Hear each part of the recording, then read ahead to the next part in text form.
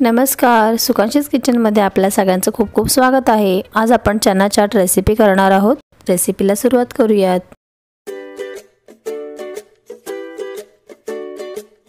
इथे मी काळे चणे घेतले आहेत। हे चणे मी रात्रभर पाण्यामध्ये भिजत ठेवले होते। एक दिवस याला चांगले मोड येऊ दिले। तुम्ही पाहिजे तर इथे फक्त रात्रभर भिजवलेले चणे घेतलात तरी चालेल, पण आपण हे प्रोटीन युक्त असं चणा चाट करणार आहोत म्हणून मी इथे मोड आलेले चणे घेतले आहेत।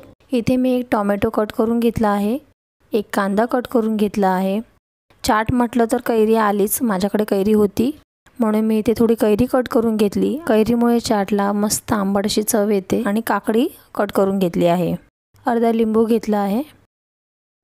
मी इथे हे चणे कुकरमध्ये शिजवून घेतले आहेत। तुम्ही जर कुकरमध्ये ही भाजी करताना 3 शिटी काढत असाल तर इथे 2 एक्स्ट्रा शिटी काढायच्या आहेत। एक्स्ट्रा शिटी काढल्यामुळे चणे आतून छान शिजतील। चाटमध्ये चणे प्रॉपर शिजणं खूप गरजेचं असतं। आता या चण्यांमध्ये आपण जो कांदा कट करून ठेवला होता तो ॲड करून घेऊया। टोमॅटो ॲड करून घेऊया।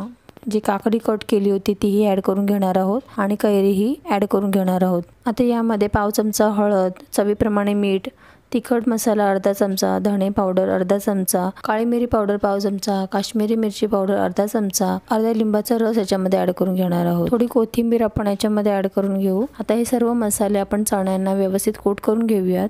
तुमच्या घरी जर लहान मुलं नसतील तर तुम्ही एक हिरवी मिरची बारीक कट करून ही याच्यामध्ये टाकू शकता। इथे आपला प्रोटीन युक्त चना चाट तयार आहे। जर तुम्ही डाएट करत असाल तर तुमच्या डाएट प्लॅन मध्ये ही रेसिपी परफेक्ट आहे। रेसिपी नक्की ट्राय करा आणि कशी झाली ते कमेंट बॉक्स मध्ये नक्की सांगा। पुन्हा भेटू नवीन व्हिडिओ मध्ये, तोपर्यंत बाय।